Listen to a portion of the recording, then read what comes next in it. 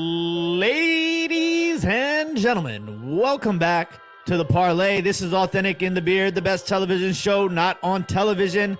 Shout out to the Beats department. Awthentik is like in the background.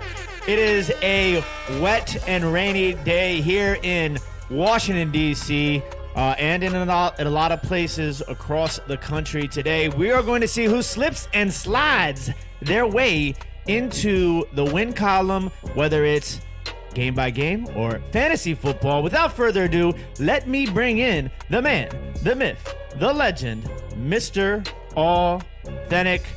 Welcome to the party, my friend. What it do, my guy? How you living, man? Man, listen, we were talking before we started. It has been a very difficult fantasy algorithm sort of situation today. It's definitely difficult today, man. I like that little bar you said about slip and sliding into a victory. I like that, man. I'm hoping the Giants can do that today. I was just, in my mind, I was like, I hope it's, Daniel Jones for you guys and not, Justin Fields, because we've already seen Justin Fields slip and slide to a victory once this year already. So yeah, against the big 49ers. shout out. Yeah, I mean, it's... Listen, that game's going to be interesting. You guys have a very low total, 39, I think it is right now for the Giants and Bears game. So there's a lot of plays, though, in that game, and we're going to get to some of those today. So definitely want to give a big shout-out to everybody who's watching us right now on Twitch, Twitter, Facebook, and, of course, here on YouTube. If you guys haven't already, hit that thumbs up. Let everybody know in the YouTube universe that Awthentik and The Beard is live. And we already got football going on right now. Love it. Love it. It was great to wake up to a game, 9 a.m., get right to it. I wouldn't be mad if they did this every week, man. I feel re-energized. I feel refreshed. I got great rest, man. You know what I'm saying? I went to bed a little bit early last night in hopes to catch this game in the morning. And it looks like who's up in that game right now? Are the Vikings winning that one right now? 10, I think it's 13-7 Vikings. Yeah, Vikings look good on that first drive, too. Yeah, and it's great, too. We're literally going live right now at halftime, so it's like you guys, if you're watching that game, come on over here, get some last-minute fantasy football advice. To everybody in the chat, whether you're watching us on any platform, go ahead and drop those questions throughout the stream. We will do our best to answer them as we go throughout the stream, and then at the end, we'll answer as many questions that are left before we sign off, making sure we give you guys enough time to set those fantasy lineups before those 1 o'clock games. Let's go ahead and start with some shout outs to some people in the chat, and then we'll go right into who we think is going to be the top dogs in fantasy football this week. There was a lot of people in the chat early this morning. Shout out to everybody who is here early. We appreciate you guys. I mean, Kalen Dragon in the building at 10:23 a.m. says, what up? 2 questions for you this morning. DJ Moore or Brandon Ayuk? Clyde Edwards-Helaire or J.K. Dobbins? Tough questions to start things off. Where you going, Awthentik? I think I'm going to lean away from Dobbins because they're going up against the Bills. That's a really good run defense right now. So I like Clyde Edwards-Helaire in his matchup. And then DJ Moore or Brandon Ayuk. DJ Moore's going up against the Cardinals defense. They haven't fared too well. I think I like DJ Moore, especially after those comments earlier this week when they were trying to kind of bait him into talking a lot of smack about his quarterback. I hate the media, man. He did a good job of kind of dodging some bullets there. So I'm going to go DJ Moore, and I'll go Clyde Edwards-Helaire. I like DJ Moore also, especially because that Arizona defense has been pretty bad against the pass. But I like Brandon Ayuk. Brandon Ayuk and Jimmy G seem to be clicking fairly well last week in that matchup. So I kind of like Brandon Ayuk, and I'm also going to go Clyde Edwards-Helaire just because I need to see J.K. Dobbins get a little bit more work under his belt returning from injury. And then as Awthentik mentioned, the Buffalo Bills defense is, they're pretty good. But we're going to see how that game turns out. We're going to talk about that a little bit later. Big shout out to Marjorie dropping Marge bombs in the chats all stream long. Jameson is in the building. He is closely monitoring the Atlanta Braves and New York Mets as they go down to the wire to see who wins the NL East.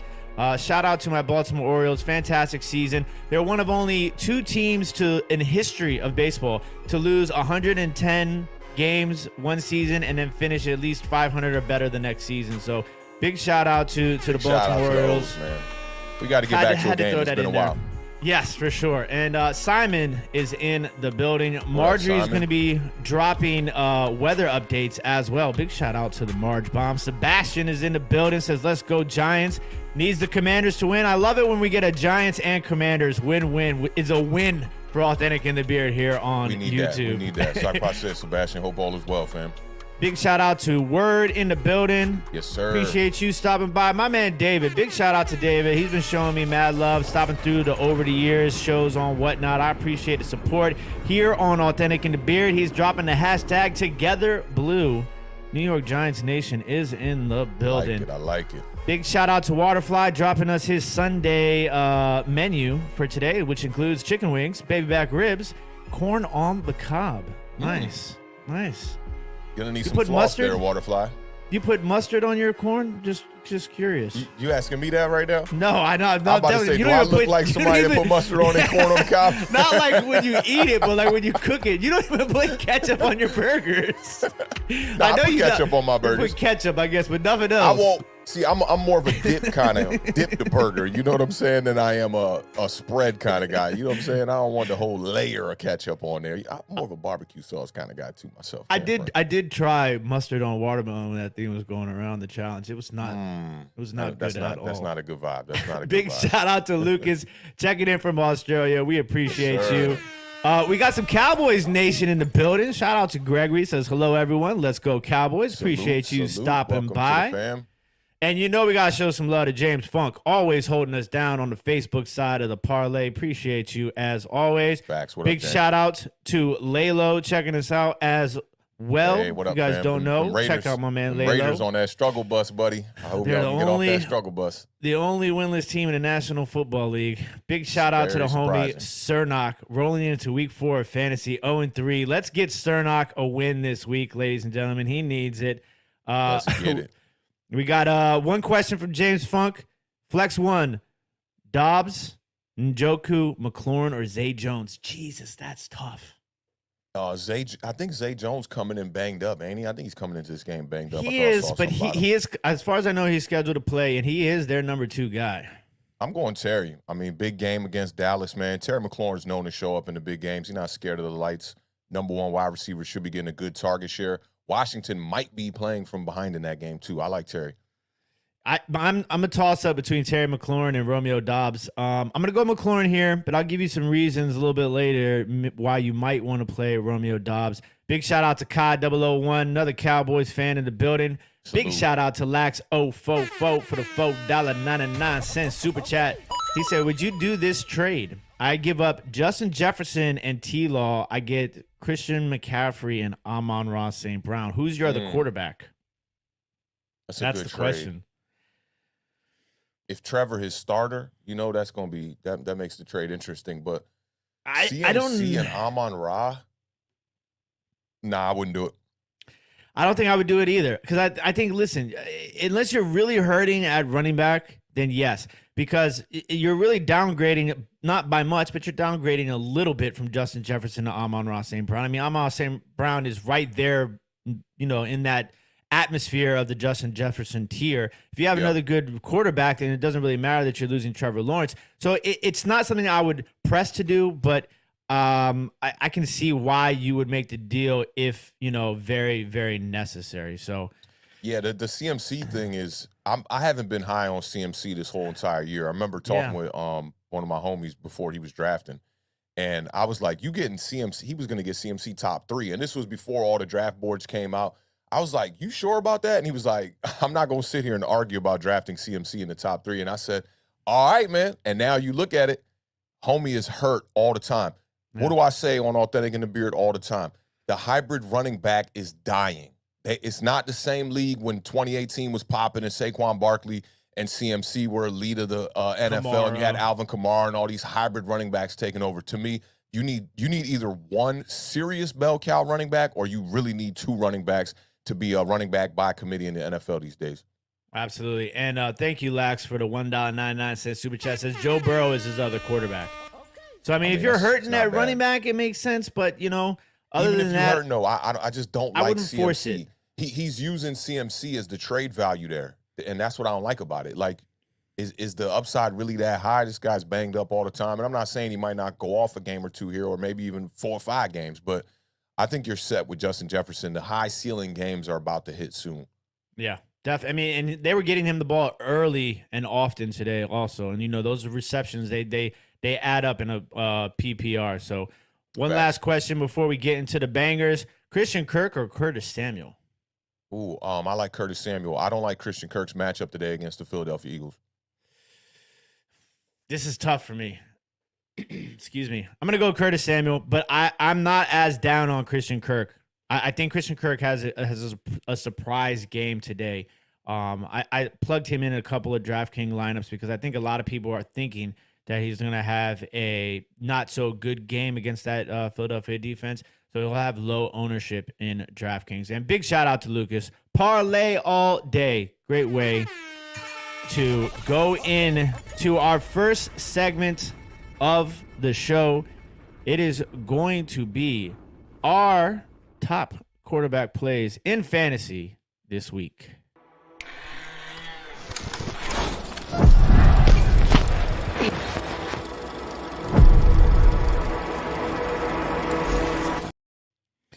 All right, Mr. Authentic, tell me what you got. Okay, top quarterbacks. I'm trying to give y'all some nuggets here with the quarterback position here, man. So, and one of these guys I was going to have as a sleeper. I think the two most obvious for me this week is going to be Josh Allen versus the Ravens. Ravens pass defense, a lot of people don't know this. They're ranked last right now. They're allowing 353 yards per game. Josh Allen's coming off a 400-yard game, and he had 2 touchdowns against Miami in that game. 63 attempts. I had to put question marks because to me that seemed like that was a typo on the box score. 63 attempts for Josh Allen. If that's right, that's ridiculous. I wouldn't expect him to have that much, but Josh Allen definitely on pace right now to be in that MVP conversation along with a few others. 10 total touchdowns on the season, and the number that's surprising to me is the 71 completion percentage. That's amazing for me. Second quarterback I got on the lineup here is Jalen Hurts versus the Jaguars. I think that's a good matchup. Eagles are probably the most complete team. I mean, they are the most complete team in the NFC East. As far as around the league, they might be the most complete team. The Bills, we know they lack the running game over there. The Ravens lack a few pieces, but it seems like Lamar Jackson is definitely the guy who's been making up for that. But I like Jalen Hurts, man, in this matchup. 4th in the league right now in passing yards. He's 1st in yards per pass. Another surprising stat from Jalen Hurts for me, too, is the completion percentage, especially after struggling week 1 against Detroit, had right around a 50% completion percentage, and on the year, he's at 67. So I like Jalen Hurts to be one of the top quarterbacks exiting week 4 as well. And this one is I was going to save this next one kind of for my sleeper realm. I'm so anxious to hear who this is. This is who I like. I like Marcus Mariota versus the Browns, okay? Dual threat quarterback. You got no Myles Garrett because of the car accident. Thank God he was safe. The car flipped over and whatnot, but he's not going to be playing this week. Marcus Mariota has yet to score 20 fantasy points this season in PPR, but the Browns have allowed Baker Mayfield and Joe Flacco to get over 20. I think Marcus Mariota is going to have a big game today, so he's my third quarterback. What about you, man? Those are, 3 great guys. And, I've been talking about Mariota as a sleeper every single week.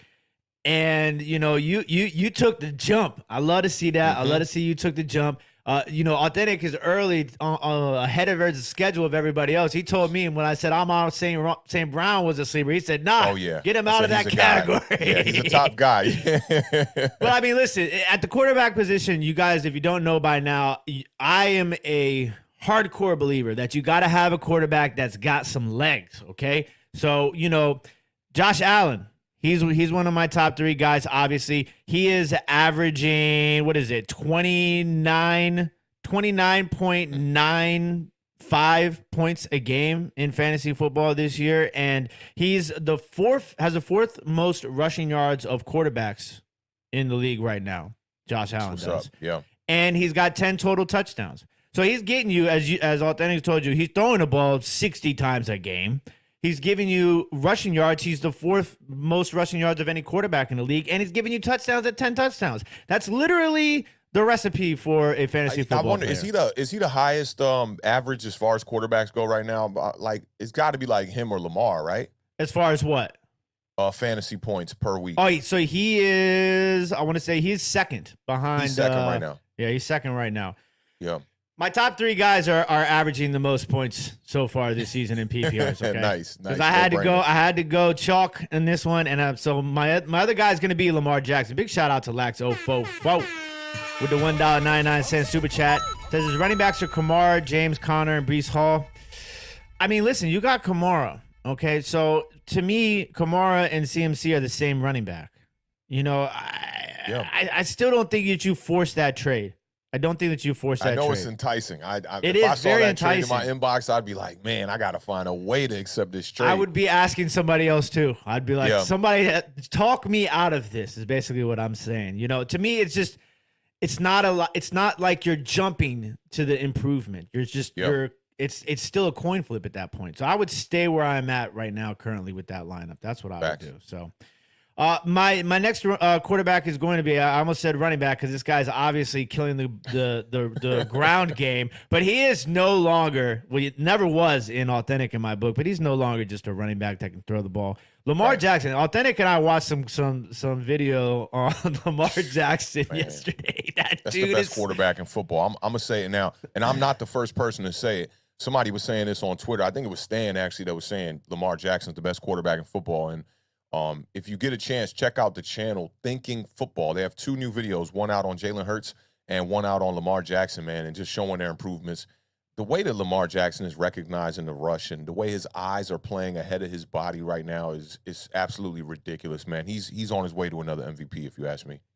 Yeah, he is playing lights out football. He is averaging. This is insane, and he is my quarterback in the fantasy league that Authentic and I both play in.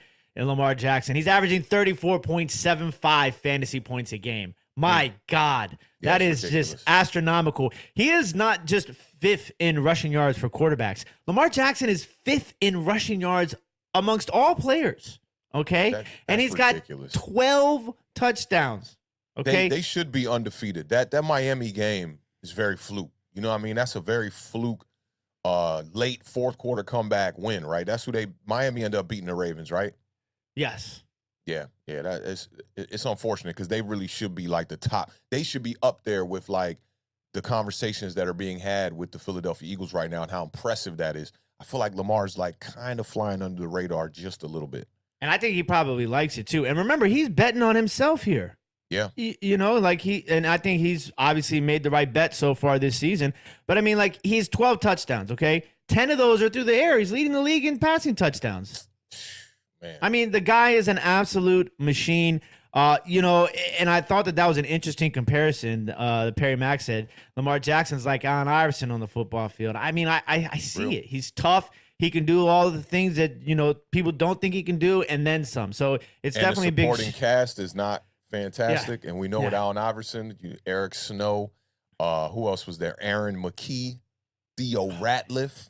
Aging. I think he played with Dikembe one year when Dikembe was aging. I'm trying to think who else was on that roster. He had Kyle Korver for a little bit, Tony Kukoc. There was never really no good players around Allen Iverson. Some okay talent, which I feel the same thing goes for Lamar Jackson there. You got Mark Andrews over there, and you got some running back talent when healthy. But outside of that, a bunch of young boys stepping up right now. Yeah, definitely. And then my third guy is going to be Jalen Hurts. Jalen Hurts, once again, a guy that's getting it done on the ground and in the air. He's averaging 28.8 fantasy points per game, 3rd amongst quarterbacks in fantasy points in PPR leagues. He is 2nd amongst quarterbacks in rushing yards, and he's got a total of 7 touchdowns. So he's getting it done on the ground and in the air. And I think he's getting better each week, and he's shown you more of the passing the last couple of weeks. So when you see that improvement is happening, passing the ball, and he is just like Lamar Jackson, where, you know, at any given point in the game, he could take the game over with his legs. I think that's just too hard to get away from when it comes to fantasy football. So those are my guys when it comes to the quarterback position this week. And obviously, I do want to mention that all 3 of those guys are playing in what can be pretty bad conditions today. I think the winds are going to be somewhere around between 10 and 15 miles per hour. So definitely something. Y'all don't know about the Beard, about how he says per hour. Since we've been kids, he's been saying per hour like that, per hour. Yeah. So those wind mile per hours are going to be something to keep your eyes on today, as well as the rain. So Saints that's a just quarter. turned the ball over in that game too. We got a fumble right around the 50-yard line. Vikings take over in their territory. Yeah, so glad I plugged in that Vikings defense this morning when Kamara was out. I made some changes. Ooh, and there's Justin Jefferson shot from Kirk Cousins. He damn near got touchdown. Oh. My NFL app might be a little bit behind your stream right now. Yeah, that should help. Was that Waterfly who was asking the questions about No, the Lax trade? 044. That was Lax. Yeah, that should help you out, Lax. Right there. Justin Jefferson's like, you better not trade me. Right there. Showed up and showed out. Yeah, so Vikings, it look like they are on the scoreboard again. Big shout out to Stephen White. Appreciate you in the building. James Williams is in the building. Eddie Hernandez is in the building. All right, we are going to move on next to our running back. We're going running back? Is there running back? Running backs. Let's get it. Running back. Running back position is next.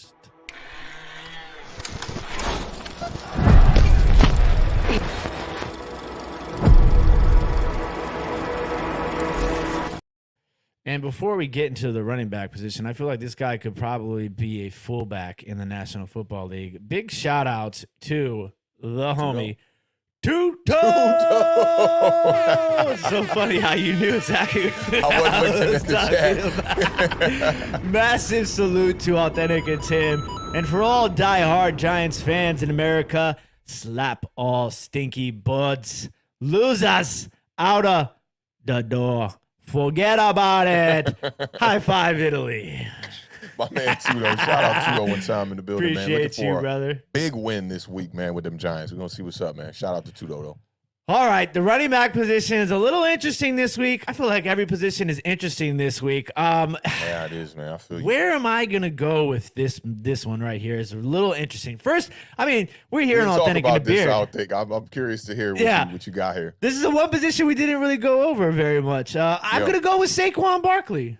I like that, man. It's a great player. Saquon Barkley is he's number 2 in total fantasy points so far this season in fantasy football. He's going against the Chicago Bears defense, run defense that is not very good. They're going to look to run the ball. The weather might be a factor in this game. So Saquon Barkley, to me, is checking all the boxes. He can catch the ball out the backfield. We know that. I love it when my guy gets me some, a point PPR. We're talking PPR. Yep. I mean, he gets 3 catches. That's 3 points right there. Facts. So it's just a matter of, can he, produce those 7-yard runs? We know he can give you those 20, 30-yard runs, but I would like to see a little bit more of those 7-yard runs. Get that yard total up a little bit. Get my guy in the red zone, get him some touchdowns. Those points will come in. But I think he's going to be the focus point of the New York Giants offense. So he's going to be my number 1 guy. Well, not number 1, but he's going to be one of my top 3s. Okay, my next guy is going to be Aaron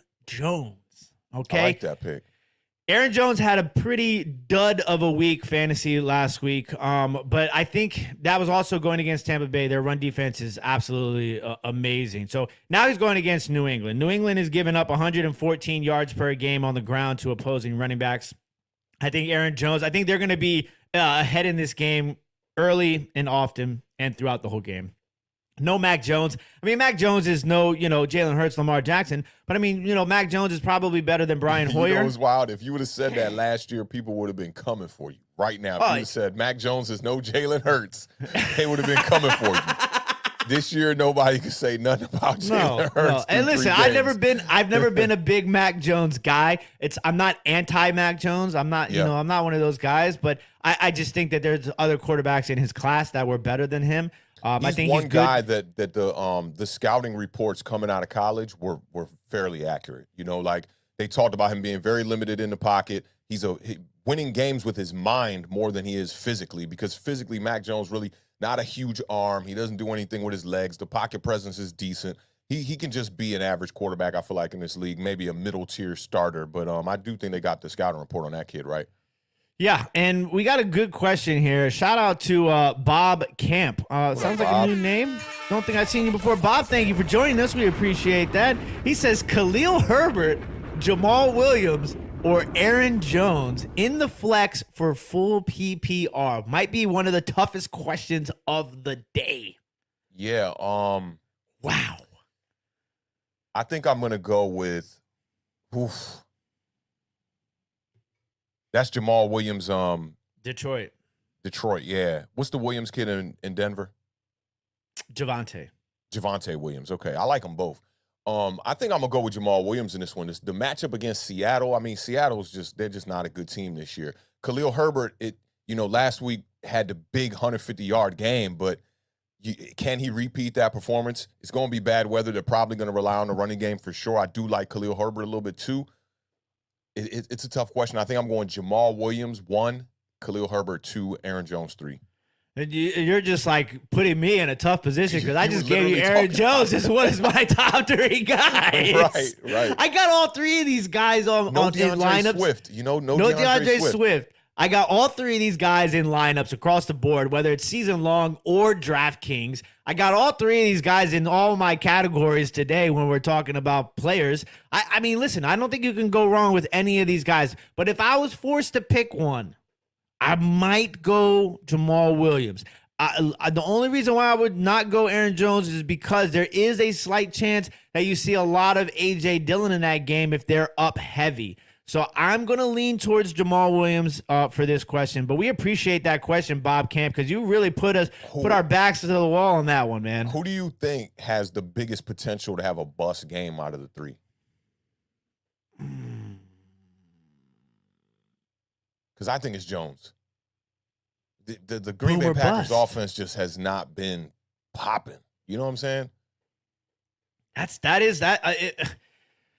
Listen, I'm going to go Khalil Herbert. As much as I love Khalil Herbert, I told Awthentik before we started the show, I said, I think the Giants' run defense is better than what it says on paper right now. You did say that. So I'm going to say Khalil Herbert. I'm trying to see where that Seattle's got the second worst rush defense in the NFL. Yeah, they do. Yeah, so I like Williams. So my last guy is going to be a guy that I've been talking about being a guy for the last 2 years. And I still don't, it's incredible to me. I still feel like nobody's giving him any sort of flowers. And that is my man, Cordarrelle Patterson. Okay. That's a top running back this week, huh? Top running back this week, Cordarrelle Patterson. Okay. He is 4th in fantasy points per game this year, averaging 14.6 fantasy points. So 4th amongst running backs in fantasy points average per game at 14.6 points per game. This guy does it all out the backfield. He can catch the ball. He can run the ball. He's put up some monster games so far this season. I want to say he put up 20-plus fantasy points the last couple of games. So, yeah, he's a guy. I think he's in store for a big game. I like that matchup. Like we talked about, no Myles Garrett. You also have Clowney, who's a little banged up also. Yeah, I don't think he's playing today either. So, I mean, and they love him on the edge. Coming into this game banged up himself, too, though. He is. He's questionable coming into the week. The guy's always got a question mark, but there's no question that the guy can ball out, okay? We need to lend some of that towards my homie, Kadarius Toney. Like, you can be a questionable throughout the week as long as you get out there and get on that field. I'm good with it, bro. Yeah, so those are my 3 guys at the running back position. I forgot to mention, the Vikings, Justin Jefferson was down on the 1-yard line, so didn't count as a touchdown. Saints end up getting a goal line stand there and force the Minnesota Vikings to a field goal to score 16-7 right now. That is not what I wanted to hear. I just glanced over and I said something's wrong with the scoreboard, but hey, it is what it is. Those are my plays at the running back position. Tell me what you got, Awthentik. I got pretty much all different names except one. You know I got Saquon Barkley out here in a big game against the Bears, man. You can't forget this is a revenge tour for my man Saquon Barkley, who blew out his knee in that game against the Bears in September of 2020. So I'm looking for him to really get a little bit more revenge back against them Bears today. He's second in the NFL in rushing right now, 317 yards. I've been commending him for tough games the last 2 weeks after a crazy performance week 1. Just grinding out those yards. Those are the kind of games that I want to win where Saquon Barkley doesn't break the huge runs sitting around 70, 80 yards. I'd look for him to have a big game. He's coming off his fewest touches of the year, too, against Dallas. He had 18 touches in that game. Bad weather, #RTDB, run the damn ball. New York, that's what we got to do today. We got no wide receivers out there, man, from these injuries. It's looking very skeptical, so I'd look for the Giants to rely on the run. I also like Nick Chubb, man, against the Falcons, man. The Falcons are allowing 4.8 yards per carry The Browns average 5 yards per carry. That's 6th best in the NFL right now.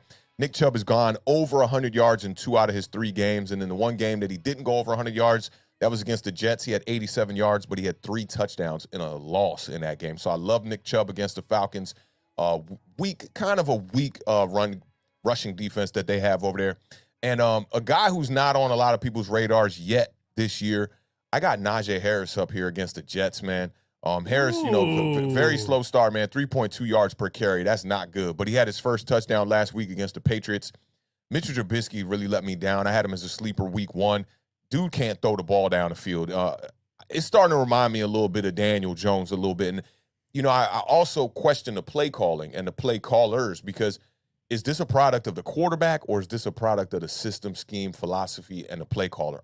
I don't know in both situations with the Giants and with the Pittsburgh Steelers. But it just looks like Mitchell Trubisky and Daniel Jones struggle with the same problem, and it's getting the ball down the field. So for me, I like Najee Harris. The Browns ran for 184 yards in week 2. Week 3, the Bengals didn't commit to the run, so this is all against the Jets. Bengals didn't run too much against the Jets, but the Browns ate heavy against the Jets. So I like that. And one little unsung I had to throw out there because Najee Harris is kind of sketchy to be in my top. I like Austin Eckler versus the Texans. Texans allowed 281 rushing yards last week. That was to the Bears. And the Bears were averaging 8.4 yards per carry against them. So I think Austin Eckler is going to be able to eat in that game. You got a banged-up quarterback coming into that one. Hopefully they rely a little bit more on the run, a little bit more on the short pass, and Austin Eckler will eat. Man, LaJordan Humphrey just made a crazy catch right just now. Oh, yeah. Big shout-out to Pinjo Thrift, my buddy, dropping a $5 super chat. Says, let's just all agree Barkley is going to have close to 200 on the ground today. Go get some more for that, dog. That's what I'm talking about. That's what I like to hear, man. Shout out to Pinjo Thrift. That's what's up, man. Appreciate that. Good to see man. you, brother. Appreciate you stopping by. All right, couple of quick running back questions. James Funk. I saw you, fam. Glock in the building. We're going Penny or Melvin Gordon III since Kamara is out today. I like Melvin Gordon. I would never start Penny is never being started on an authentic team. I'm sorry. Nah. He's one of them guys that, he get a couple touchdowns. People are like, I need to put him in the lineup. And you put him in, he gets 38 yards and no touchdowns. Nah, man. I'm going Penny. I'm going Penny here. How did Penny fare for you just 2 weeks ago when you had him in your lineup? Not good. Not good. Listen, Rashad Penny's gonna have a big game today. He's gonna have a big game today. I think he gets either close to or over 100 yards, 1 or 2 touchdowns today. Man, I want to chop this clip up as like a blooper right here, because there ain't no way in hell Penny getting 100 yards, and if he does, this will be a fantastic clip for the internets. All right, shout out to James Funk. Appreciate you, brother. This Definitely. Next question is going to be a tough one. Shout out to CG.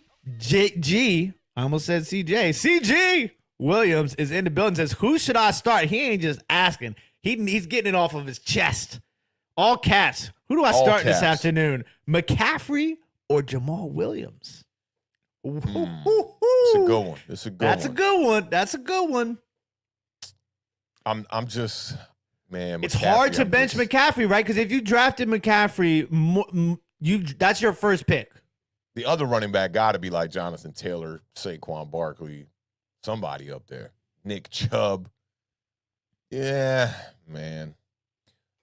Carolina's coming off a win. I guess I go McCaffrey. I guess you got him in the lineup. Test him out. If McCaffrey don't show up this week, you really got to start questioning and start looking at some of those trades like Lack's looking at, where you might want to trade him. I mean, he's banged up coming into this game, questionable. He got to show up. I agree with the Beard. You can't just put McCaffrey on the bench. You can't. But then Jamal Williams on your bench don't look that great either. But if I had to put one on the bench, which that is the proposition here, I'm putting Jamal Williams on the bench. I'll go with McCaffrey early on.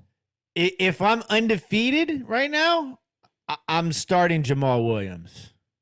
If I need a win, I have to stick with who my first pick was. I'm going to go McCaffrey. So big shout out to CG Williams. I think we just had a Latavius Murray sighting in the New Orleans Saints game. Yeah, he was getting some carries earlier.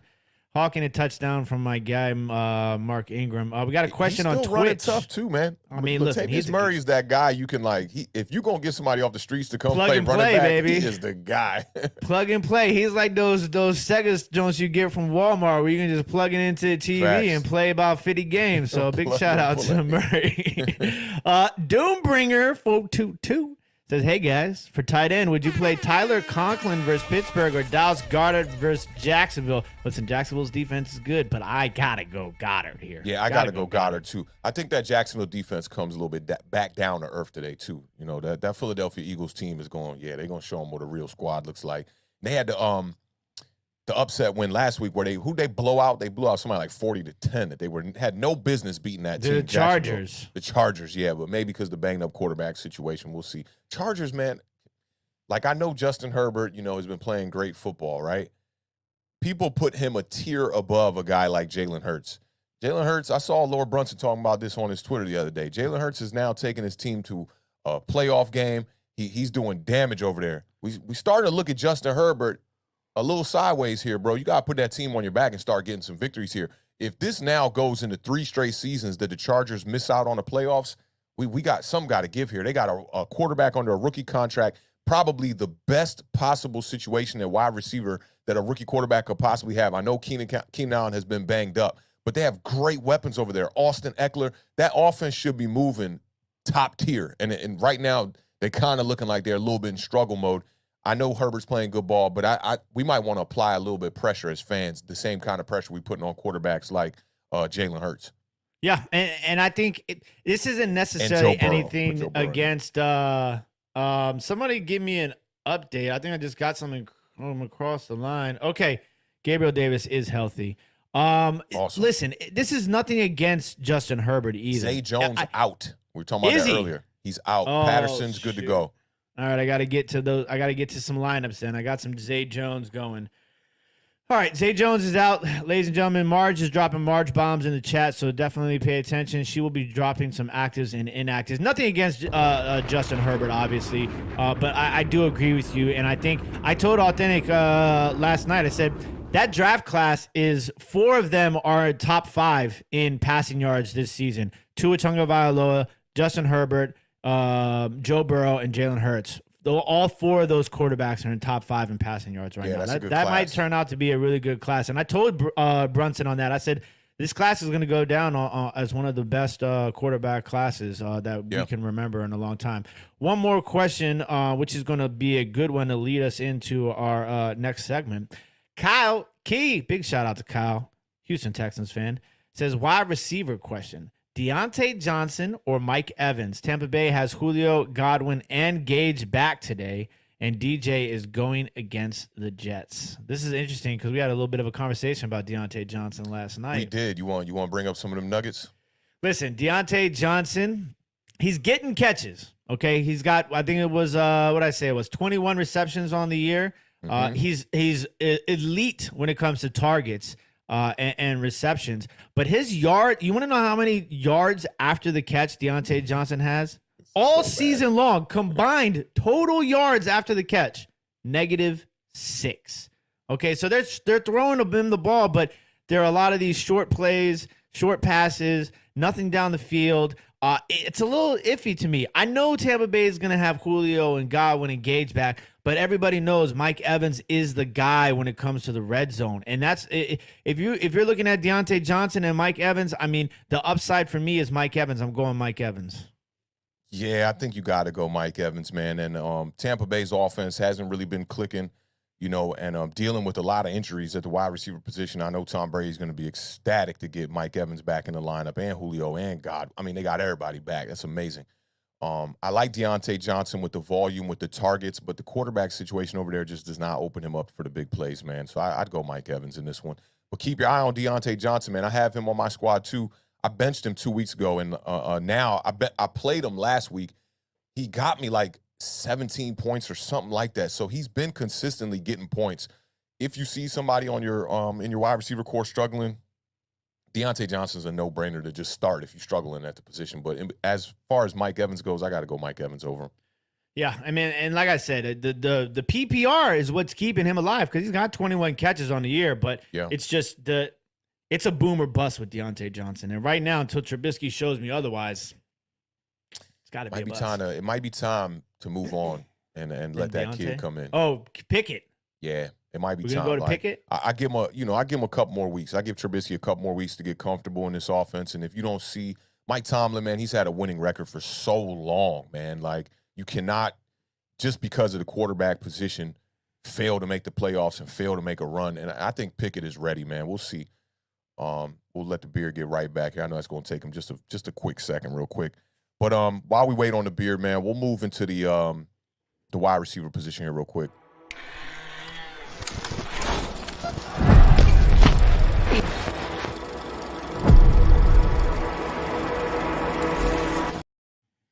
All right, we got the Beard back in the game. It was just a scare, twisted ankle. We thought it was something serious. He's right back out on the field. His helmet came off, so he had to take a play off. We brought him back in the game. All right. Oh, that's an analogy for the record books right there. I like that one. But no, don't worry. I am back. I am good to go. I have been cleared to resume the parlay here on Awthentik and The Beard. Listen, the wide receiver position, Awthentik, got some interesting ones for you. What you got for me? You know, Stephon Diggs going to be in my lineup for the rest of the year. Y'all know I got the stat with Josh Allen and Stephon Diggs. Stephon Diggs looking like really a top wide receiver. I'm not saying one of the top. I'm talking about a top wide receiver right now. 27 receptions on the year, 4 touchdowns, man. He had 12 receptions versus Tennessee for 148 yards. Stephon Diggs, I know they're going against the Ravens. Terrible pass defense. This game should be a shootout because of Lamar Jackson. He's going to keep the Ravens in this game. Look for Stephon Diggs to go to hell off in this game. Ravens pass defense ranked 32nd. Don't forget that. Now, this one, I'm pretty sure he's going to be in the lineup this week against the Titans. I like Michael Pittman Jr., man. 8 receptions, 72 yards last week versus Kansas City. He missed week 1, and he already has 17 receptions. Titans pass defense is ranked 24th in the league. Give me Michael Pittman for the W. And this one going to throw you way off. I like Amari Cooper versus them Falcons today. Back-to-back games of exactly 101 yards. He had 101 yards against Pittsburgh. He had 101 yards against the Jets. 16 receptions in his last 2 games. He's got a touchdown in each of those last 2 games. I think Amari Cooper is going to go off. Jacoby Brissett, man, this guy's a distinguished gentleman. Somebody got to put him on a swagger commercial for some Old Spice or something because that dude, his post-game conference was on fire. I'd look for him to get the ball to Amari Cooper early and often. They're going to start with their identity, obviously, with the running game, but Amari Cooper should eat off the play action in that game. And those are my 3, man. I like that Amari Cooper move. It's a wild card, but I mean he's shown it the last couple of weeks for sure. 101, so baby. I like that. 101. That's football 101 for your boy Amari Cooper. I'm not mad at it. Listen, I'm going to agree with you with Stephon Diggs. Stephon Diggs is averaging 11 targets a game. Okay, and typically we think of Stephon Diggs, we think of kind of like the long bombs when he scores the touchdowns. He's got 7 red zone targets this year. 7 red zone targets. That's like adding an extra, incentive into the Diggs bag of tricks. So like that's something that kind of like caught my eye, and I really like in Stephon Diggs going into this game. And then obviously you talked about the Ravens. They've allowed the most fantasy points this season to wide receivers, and it's not even close. I want to say they've given up like 133 fantasy points to wide receivers in 3 games. So that's definitely something to keep your eye out on. Obviously, we have to mention the weather is something to keep your eyes out on. So watch out for those mile-per-hour winds. Those mile-per-hours. We might need a mile-per-hour graphic. My next guy is I got a couple of guys that might surprise you too. Mike Williams. No Keenan Allen. Mike Williams is obviously, I'm sure if you play fantasy football enough, you know by now he's a boomer bust guy. But I think last week, Justin Herbert was just a little banged up. He's coming back from that rib injury, and I think he's going to have a bounce back game this week against the Houston Texans. And no Keenan Allen. I love Mike Williams. Expect Mike Williams to catch a couple of bombs and moss some people and hopefully a touchdown. Big shout out to my guy, Calvin. What's going on, Calvin? Good to see you, brother. I am Calvin Kelly with a $5 super chat. It says, I love to thank the gods for football. That's the Yeah, translation. that's and translation. That's the emoji translation. I love so. and thank God for football. How about Yes. There we go. We're gonna run with that. I'm digging it. Authentic with the editor's edition. So Salute to appreciate Calvin that, Calvin. one time. Appreciate you, brother. Thank you for stopping by. And my last guy, shout out to Lalo and the 0-3 Raiders. I'm gonna go with Davante Adams. Okay, this is a game the Raiders got to have. Okay, Davante Adams has 34 targets on the year, so he's getting the targets. Okay, no Hunter Renfrow in this game. No Fabian Moreau. So you kind of not Fabian Foster Moreau. No Foster Moreau. Yeah. So you got to keep your eye on out there though, right? Darren Waller is out there. So Darren Waller and Davante Adams are going to have big games this week. I really, really, really like Davante Adams in this game. I think this is the game he goes ham. What about that Denver Broncos defense, man? You not worried about them? The Denver Broncos defense is good, but listen, sometimes need and desperation outplays good and effective. Okay? I like that. So we're going to go out on a limb. We're going to go out on a limb. That was all off the whim, off the top of the head, that answer, by the way. So I had to get poetic on y'all. So we're going to go Davante Adams. I think Davante Adams has a breakout game this week. So those are my three guys. It's a little tough. I mean, Kai's got a question that's kind of going towards that right there. Yeah, Kai. For me, I can't. I just can't, right? I just cannot sit Davante Adams for Sutton. I know the stats are leaning towards that. The Broncos defense is definitely on one. They're at the top of the league as far as defending the pass goes.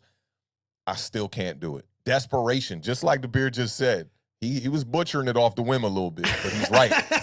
They going to come out there desperate, and if Carr is not targeting Adams a ton in this game, it will completely surprise me, man. So I got to go Adams. I got to go Adams in this one. And I might be wrong, but I got to go Adams.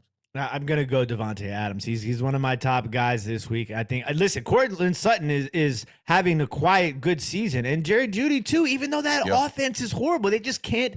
They're really bad in the red zone. Terrible in the red zone. Has Russell Wilson scored a red zone touchdown yet? I know entering week 3 he had 0. I don't think so. But he had that one drive at the end of the game last week. But that was I don't know if it was a red zone score or not. But yeah, I can't do it. I'm gonna go Davante Adams. Definitely gonna go Davante. Some inactives from Marjorie dropping those bombs for the Giants. Marge bomb alert. Man, is Galladay have a game today? If there's a God, maybe. Because Galladay been in struggle mode, man. And who was it? I was looking at Boomer Esiason. It was his show from the reaction, the instant reaction that Tuesday after the Cowboys game. And he made a good point, man. He was just like, Daniel Jones just don't be looking for Kenny Galladay. He's like, I made it a point of emphasis to look at Daniel Jones on some of these routes. He's getting one-on-one matchups and not getting the ball. And then when he gets the ball, he drops it. So it's, catch 22 right there for Kenny Galladay. Interesting situation. All right, this next segment, we are going Before we go into the next segment, I did want to bring this up real quick. I thought you I wanted to talk about a couple other matchups that didn't make our radars a little bit here. Okay. Cooper Kupp at San Fran. You don't like that one that much? I do, but listen, San Fran and the Rams, San Fran usually has the Rams numbers. I mean, listen, Cooper Kupp's a guy you're going to play no matter what. He's crazy when it comes to the targets. I think he's gone over 100 yards every single game in the last 14 games or something like that. Okay, I'll give you a crazy one to just reminded me of that because of that. Yeah. You want to know the last time DK Metcalf went over 65 yards receiving in a game? I'm going to say week 12 of last year. Week 7 of last year. He hasn't gone over 65 yards in a game since week 7 of last year. See, and Russell came back and just never really got clicking, and Geno was playing decent ball, just not getting the ball down the field. They're very different quarterbacks. Big shout out to Nick DeWick. Big shout out to Notre Dame University. Big shout out to Jalen Smith, expected to start this weekend over Calitro. That's coming up here in about a good hour, man. I cannot wait. Yesterday, I was preparing some notes and getting ready to go to sleep, and I was like, we got Giants football when I wake up tomorrow. I'm a happy man. Okay. Shout out to Joey in the building, too. What's popping, fam? Hope all is well. Okay. Yeah, so I was just curious about some of those matchups. Marquise Brown at Carolina, because like you said earlier, man, this was a very difficult week of fantasy to pick top players at all these positions. You know, no Amon-Ra St. Brown versus Seattle. That would have been a no-brainer for me. You got A.J. Brown at Jacksonville we didn't talk about. You mentioned Devontae Adams at Denver. We got Justin Jefferson in this game right now. Who else out there? Deontay Johnson against the Jets. Christian Kirk at Philly. CeeDee Lamb versus your Washington Commanders. Yeah, it's a couple of matches right. Drake London against the Browns. There's not everything seems to be pretty even. Drake. There's like that middle. Very middle. That middle is tough, man. So I mean, we're gonna give you some guys though. We got some guys still to give you. I don't want to give all of my jelly beans early. You know, I got some nuggets over here ready. I got some stinky jelly beans, and I got some delicious jelly beans coming up these next couple of segments. So we are going to tell you guys who, you know, we don't like at all the positions. Guys who, you know, head over there, down there to the pine. Coach Awthentik says go take a seat on that bench.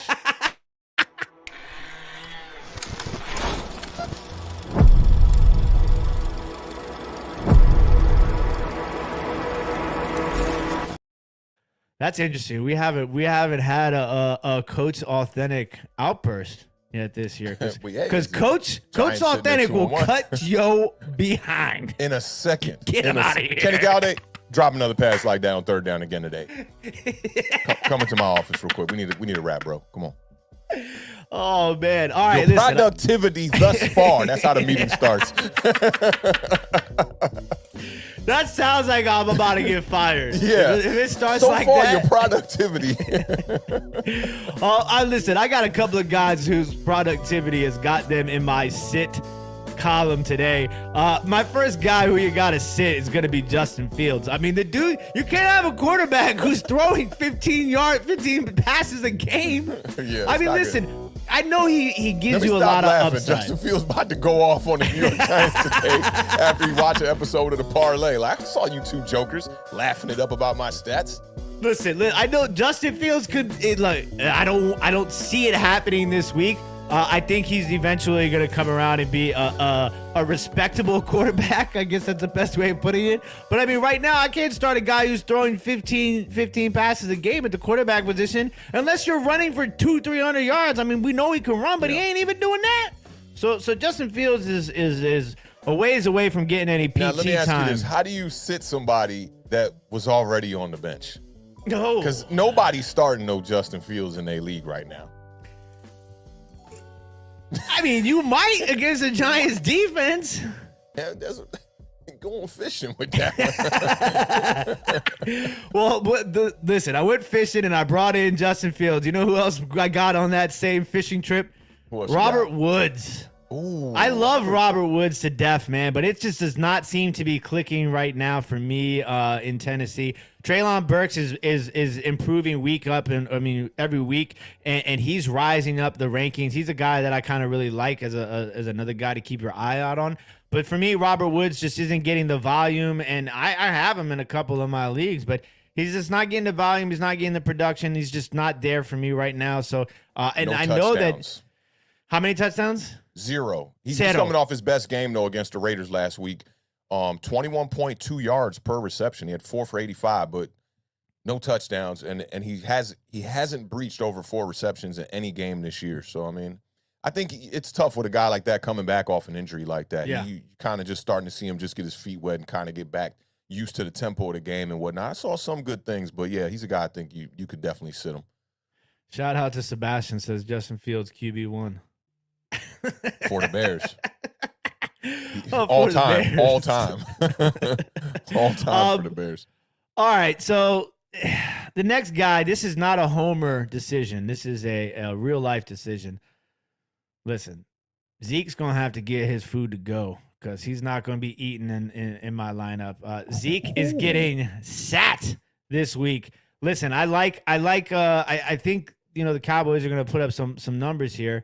I just don't like. I think the Washington's run defense improved last week, and I like Tony Pollard way more than I like Zeke Elliott. I'm sitting Zeke this week. Got to get your food to go if you want to eat, Zeke. That's the word on the block here. You don't like that one. You don't like that one. I don't like that one. Not one bit. Oh man. So before we get to Authentic's sit-ems, we got a quick question here. Gotta give a shout out to everybody who's watching us right now on Twitch. Hiking 678 says pick 2, Juju, DJ, or Josh Jacobs. I'm assuming that's DJ Moore, not Deontay Johnson. Yeah. Oof. Pick 2, Juju and DJ Moore. I like Josh Jacobs. Give me Josh Jacobs and DJ Moore. Josh Jacobs and DJ Moore, yeah? I'm going to tell you why I don't like Josh Jacobs in a second. Oh, is Josh Jacobs in an authentic sit-em? You got your sit-ems out the way? That's my sit-ems. That's my sit-ems. They all Taking sat. a seat on that bench one time. So let's start this off proper. I don't like Josh Jacobs going up against this Broncos defense. Broncos defense, top of the league right now, man, in that top 10 category. 3 straight games for Josh Jacobs under 70 yards versus Tennessee, Arizona, and the Chargers. We saw what Saquon Barkley did against the Tennessee Titans defense. Tennessee Titans defense is not great at all. Denver right now is only allowing 81 rushing yards per game. That's the 6th best in the NFL. Josh Jacobs, 0 touchdowns. Not going to cut it. 66 yards last week versus Tennessee. They the 29th ranked defense against the run. Josh Jacobs, you could take a seat over there. When we're done this game, come into my office. We're going to have to talk with you. You might be on that trade block, my brother. You already got Justin Fields out the way. I had Justin Fields on my list, too. Fewest passing yards through 3 games since 1975. That's a long time ago. 297 yards in 3 games. The dude is averaging right around 75 yards a game passing. Those are like those numbers that make you go, huh? Like, Daniel Jones threw for 12 touchdowns in a full season of football, like twice almost? What? Those are those kind of numbers. I don't know if this is a product of the offense or a product of the quarterback. Same thing with New York Giants. Like, you just really don't know. Like, is the reason why we can't score in the red zone because of quarterback, or does it have to do with the roster and a bit to do with the coaching and the philosophy of the offense? I'm not sure, but I got Justin Fields as one of my definitely sit-em. Already been sitting on Coach Authentic's bench. Just stay there. Keep the bench warm, buddy. And I had another one here, man, and I wanted to check the box score to see how he was doing actually in this game right now.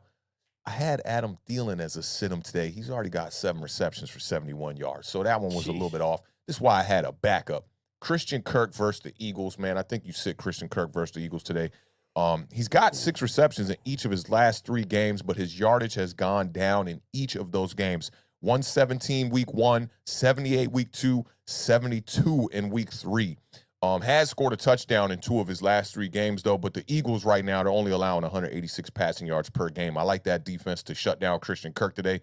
He's going to round out my sit-em category especially for them wide receivers, man. Adam Thielen, yeah, I'm glad he played that early slot, and I don't look as foolish. I can take him out of the lineup. Big shout out to Los Collects. Says, boys, Pollard or Dillon for today? I like Pollard, man. I like Pollard going up against that Washington defense. Washington defense, they really ain't showed up, man. And I actually, I'm going to talk about him a little bit too.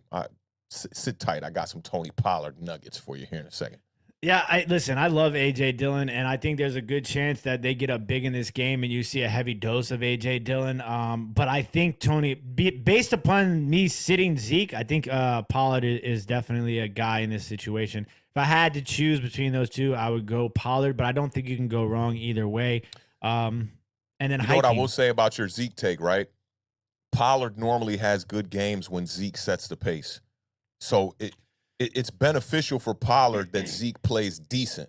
You could maybe still sit him, but it is beneficial. If you could get Zeke around that 60 to 80-yard mark, and limited carries, somewhere around that 12, 13 carries kind of mark, Pollard's going to be the one that's going to break open the big play.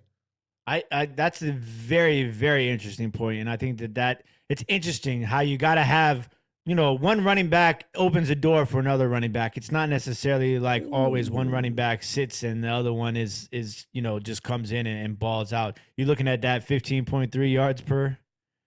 I was looking at the Saints-Minnesota Vikings game. The Saints actually just converted a 2-point conversion with a throw from Andy Dalton. They went up in that game now, 22-19. Taysom Hill with the touchdown. Coach Authentic's office has been busy these days. Sitting everybody. I'm sitting everybody too, though. You know what it is. High five Italy. High five Italy. You better have that discipline of my Italians over there on that rugby field, man. Shout out my guy Tudo one time. Leroy Will Jones with the tight end question. Logan I Thomas thought you was gonna say Leroy Thomas or shout out to Leroy one time in the building, man. Leroy Will. I'm going Logan Thomas. Listen, I love Dawson Knox, but he is so touchdown dependent. If he doesn't catch a touchdown, it's not very good for him. I think the Washington is going to have to find a way to use Logan Thomas in the quick passing game, especially if Dallas is sending a lot of pressure via their linebackers. Thomas could get in the end zone on some sneaky vibes today, but I just don't like that matchup, man. Dallas defense, man, that front's going to put a lot of pressure on Carson Wentz. He's coming off a game where he had 9 sacks. I don't know about Logan Thomas. I like the matchup with the Buffalo Bills with the Ravens defense, man. I talked about that Ravens defense being last against the pass. I don't know if that's going to yield well for Dawson Knox, but the Ravens are definitely going to have an emphasis on Stephon Diggs. So I think Knox, both these guys are kind of touchdown dependent if you think about it. Yeah, Logan Thomas a little bit less, but I like Dawson Knox matchup. So I'd go Dawson Knox. I don't know if that helps you a lot. We're kind of split here on this one, but I like Dawson Knox matchup against the Ravens. In a high-scoring game, it should be high-scoring. It definitely should be, as long as that rain doesn't affect it too much. Yeah. So those are the guys that are riding the bench for Coach Beard and Coach Awthentic this week. But we got some guys who have showed us a little bit extra in the practice week. So we're gonna, tell you about those guys in this. I like the Tudo tones you had right there a little bit. I like that. Let's talk about these sleepers one time, man.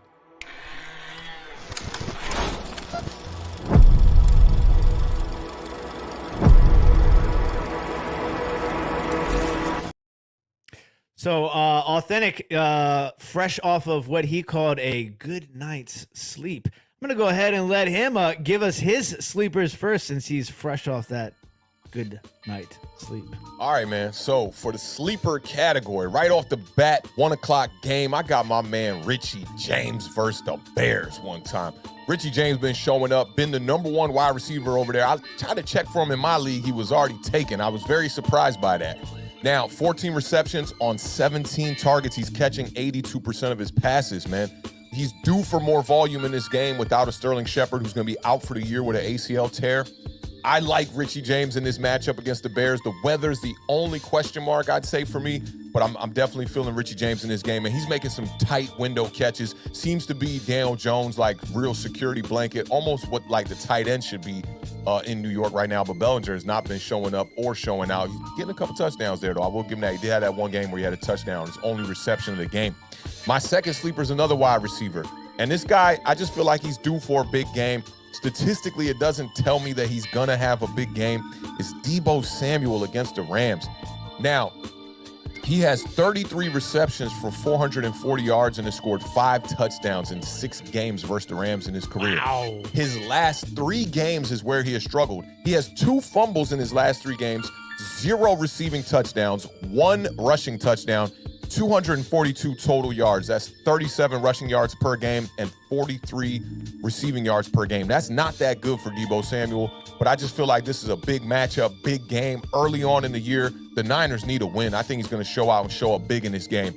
Third on my list, I got running back Tony Pollard for the Cowboys against them Commanders. Last week against the New York Giants, Tony Pollard put up 105 yards on 13 carries. Washington allows 5.4 yards per carry. It's the 4th worst in the NFL right now, sitting at 29th. And they also allow 128 yards per game. That's 21st in the NFL. So I love Tony Pollard just as much at the running position that I like Tony Pollard. If you don't got one of those first 3, I kind of like Khalil Herbert against the New York Giants. I think that that's the only place they'll be able to find any kind of productivity on their offense. We talked about their passing game and how you need to sit Justin Fields down there on the bench. Terrible passing attack coming from them Chicago Bears. Khalil Herbert, man, 20 rushes for 157 yards and 2 touchdowns last week against the Houston Texans. So I like Khalil Herbert to round out my sleepers for week 4. All right, we got a couple of interesting chats here. Big shout out to Sebastian for the $1.99 super chat. It says Kyle Pitts or Pat Freiermuth. I love me some Moof, okay? But you can't bench Kyle Pitts. You just can't. You just can't. I'm going to go Kyle Pitts. I got faith that he's going to have a big week. And one of the guys that Authentic already talked about and who I'm going to talk about is Marcus Mariota. I think Kyle Pitts, this is a week for Pitts. This is a week for Pitts. I'm going to go Kyle Pitts. I like Pitts in this matchup too, man. I mean, Freiermuth, man, it's just a quarterback, man. Yeah. It's Trubisky's been Trubiskying, and that's not going to get you no touchdowns. And shanked up. That's right. I almost messed it up again. Shanked up. He said, listen, guys, I want to apologize because I went against your better judgment. And I didn't start. I want to apologize. You added that part. I like that. I didn't start Devonta Smith. If you guys missed that, Devonta Smith went absolutely ham last week. He did. So he said he lost. Probably would have won if you would have listened to Awthentik and The Beard. But it's okay, shanked up. Don't shank anybody just yet. There's more weeks left in the season. He says, I now need to know if I should start Devonta Smith or Antonio Gibson in my flex. I know where I'm going with this one. I'm going Devonta Smith 100%. And I have Antonio Gibson in my lineup. But if I had Smith, I'd do some rearranging. I love the matchup, man. I know that the Jacksonville Jaguars defense is much improved. But, man, that Philadelphia Eagles team is on fire. Devonta Smith's coming off his biggest – that was his best career game, I'd imagine. He had like 160-something yards in that game, and he was averaging 20 yards per reception. I just think there's no way you sit him on the bench after a game like that. Teams are going to try to key in either on A.J. Brown or on Devonta Smith. One of them going to eat every week for the rest of the season, I'd imagine, unless you get games where Philadelphia Eagles can just rely on their running game. Oh, my God, what a route by Justin Jefferson. Good Lord, that was a great route. But, yeah, I just see it, Devonta Smith having the bigger game. Antonio Gibson's going up against a good defense today in the Dallas Cowboys, too. I'd actually – Antonio Gibson almost made my sit category, but because I'm forced to put him in my lineup, couldn't do that. So I definitely like Smith in that matchup, though. Listen, Antonio Gibson is the cowboy killer. You might as well call him Antonio Marlboro, okay? Because he's a cowboy killer. But that being said, Authentic laid it out for you. You can't bench Devonta Smith for Antonio Gibson.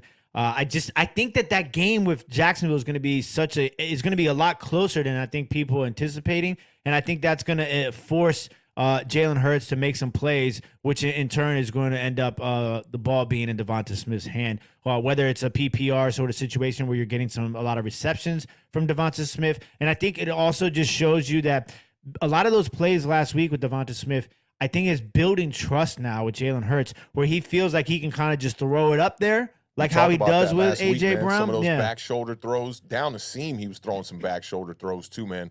And Devonta Smith is just coming into his own now. He's emerging as, a bona fide number 2, which I thought that's what he could be in this league, at least early on. He needed help from a number 1 wide receiver, and last year really showed that. But, yeah, I mean, the video that we saw, man, that I sent you, man, the Thinking Football video on Jalen Hurts, it just shows you everything that offense is doing over there. The blocking schemes that they have up front on pass protection and on runs, it's just next level. And I think people aren't giving Sirianni his kudos as much as they should be, and the credit that he should deserve for, the maturation of Jalen Hurts, man. Jalen Hurts is looking to be a guy right now. I don't think he's looking anymore. I think he's a guy. Yeah, I just think it's early, and I don't want to jump off the Jalen Hurts train. We've been on the Jalen Hurts train now for 2.5 seasons. I mean, we're basically driving the train at this point. You know what I'm saying? Facts, I mean, we're the conductors. We are the conductors. And you want to talk about some sleepers? I got a few. Now, there's a guy here. First one, I'm just gonna get him out the way because Authentic already gave you him as a guy. And that's Marcus Mariota. I think this is my last week trying to convince you guys that this guy is a guy. He is 13th right now in fantasy points. So he's getting up into that top 10 range. He's just a guy that will give you yards with his legs and with his arm. I love the matchup this week. I just think Mariota is finally, taking the corner as far as fantasy goes. I just, there's a lot of people he's never really going to be the guy I think that everybody was expecting him to be, but that doesn't mean that he is not a serviceable quarterback, a starter in this league, and definitely a starter in fantasy football. Now, when we get to the wide receiver position, how about my man, where art thou, Romeo, where art thou, Dobbs? Okay, Romeo Dobbs has been a guy for Aaron Rodgers. Last week, Nobody ran more routes for the Green Bay Packers than Romeo Doubs. He ran 34 routes last week. He had 8 targets, 8 catches on all of those targets. He's going against the New England Patriots, who are 28th in the league in secondary coverage. So I like Romeo Doubs to have a game this week. Now, listen, we're talking about a bunch of guys being out in Detroit. No DJ Shark, okay? No Amon-Ra, the Sun God Brown, okay? No DeAndre Swift. Josh Reynolds or Khalif Raymond. If you're looking for a really cheap option in DraftKings, Khalif Raymond is like $30-something $100. So he's like cheap. So one of those two guys is going to have to step up.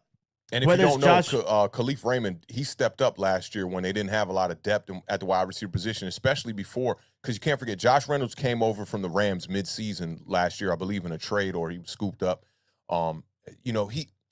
I'd look for Khalif Raymond to have the bigger, he's boom or bust, but if there was one of these wide receivers, I think that booms, it's going to be Khalif Raymond. He's got the chemistry that he already had from last season with Jared Goff, and he reminds me of Richie James. Yeah. He's very like scatty. He's the kind of guy that used to return punts. He can get the yak. He's not like incredible in any category, but being that they're so banged up at the wide receiver position this week, I like that pick from you for sure. It's a sleeper. Another guy. We talked about Mike Williams. We talked about Justin Herbert. It's time we talked about Austin Eckler. Oh, yeah. There's one last guy to talk about. That's Josh Palmer. Josh Palmer, when Keenan Allen is not playing, averages 15.5 fantasy points per game. So that's definitely a guy that, you'll take 15.5 from a wide receiver, who's deep on your bench, especially if you're in a jam. So I love Joshua Palmer in this matchup in today's game without Keenan Allen. And then we talked about already Williams in Detroit. Seattle, that run defense. You talked about their ranking. Do you know how many yards they're allowing on the ground per game? Many? 157 yards per game on the ground. So you got to start Williams over there in Detroit. We also talked about Khalil Herbert. I love Khalil Herbert. I've been a Herbert guy for a couple years now. And he averages 14 fantasy points a game when David Montgomery is out. He's coming off of a monster game. If they can get Khalil Herbert going and in a rhythm, he's definitely a guy. He's also really good around the goal line. So keep your eye on Khalil Herbert in that Giants game. I'm sure a lot of you will be watching, but not for Khalil Herbert. But he's a guy to keep your eye out on. And then I like James Robinson, Travis Etienne. We didn't really talk about that Jacksonville team a lot. I think that game is going to be good. James Robinson is top 4 in fantasy running backs right now in the NFL, which is surprising. He is 4th in fantasy points amongst running backs in PPR leagues. But I like Travis Etienne. If you think Jacksonville is going to be playing from behind in this game, Etienne will probably be a guy that you want to kind of plug in because he's more of the pass-catching running back as opposed to the cowbell that James Robinson is. So Etienne might be a sneaky play also. Bell cow and cowbell are like almost polar opposites when you think about it. Like if you're playing the cowbell in the band, you pretty much don't have a role. Or you're just so cool that you can all you have to do is play the cowbell. Dress real nice. I put some big bell bottom vibes, old school 70s vibes. But yeah, listen, bell cow running back. That came to my mind when you started talking about the last time those Justin Fields numbers, 75. All I could imagine was somebody in a fur coat riding a Cadillac playing the cowbell. You know what I'm saying? Some fish in the glass glass shoes on the pimp bods and whatnot. The Vikings just scored another touchdown. That's Justin Jefferson, I believe, who just got rushing. The Vikings rushing touchdown. 25-22. And I do want to talk about one guy we didn't talk about. He's not a sleeper, but this guy is a guy, and he's been a guy. Mark Andrews. Mark Andrews is averaging 21.6 fantasy points per game. That's in his 7th. Career. It's like, no, I'm joking. That's 7th among wide receivers, and he's a tight end. Yeah. So basically, you can start Mark Andrews as like a wide receiver. He's number 1 in the tight end. Ravens don't have much going on over there, but what I do like about them is they're finding the big play within the young core of the wide receivers. I do like that. Duvernay is definitely finding his way down the field. And Bateman's coming into his own as well, too. But, Mark Andrews, man, is probably one of the most, sure players in the NFL right now. He was number 1 tight end last year of all tight ends in 2021. So, he's the kind of guy he's a must start if we had a category. Yeah, and I just want to make sure I didn't miss any other questions. I thought I saw one before we get in. Trevor Lawrence or Aaron Rodgers? Aaron Rodgers. I want to take Trevor Lawrence so bad. Aaron Rodgers, but you're going to get 75% of your Aaron Rodgers points in the first half probably. Don't look once he puts it up in the first half, I wouldn't look for much more in the rest of the game. And then before we get into rapid fire, I think Waterfly brought up a great question. Oh yeah, I got it queued. I was waiting on you. Hey, Waterfly, you know, we're looking for somebody to hire in the position here, you know, as our program guide on Awthentik and The Beard, bro. You know, shoot us an email, attach your resume, you know, keep it funky with us, all right, brother? All right, let's get this Manscaped read out the way one time, man. Support for the Parlay with Awthentik and The Beard is brought to you by Manscaped, who is the best in men's below-the-waist grooming. Their products are precision-engineered tools for your family jewels. Bars. Manscaped's Performance Package, the ultimate men's hygiene bundle. Join over 6 million men and a few women worldwide who trust Manscaped with this exclusive offer to you. 20% off and free worldwide shipping with the code AATB at manscaped.com. Get 20% off and free worldwide shipping with the code AATB as an Awthentik and The Beard at manscaped.com, and unlock your confidence and always use the right tools for the job with Manscaped.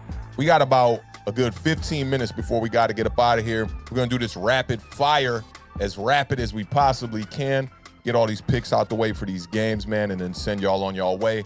I'll go throw on this Eli jersey and go watch my Giants take care of business against them Chicago Bears. You know what it is, man. It is time for rapid fire. Pew, like pew, that. pew, pew, pew, pew, pew, pew, pew. Rapid fire. Listen, I like your little added vocal, rapid fire.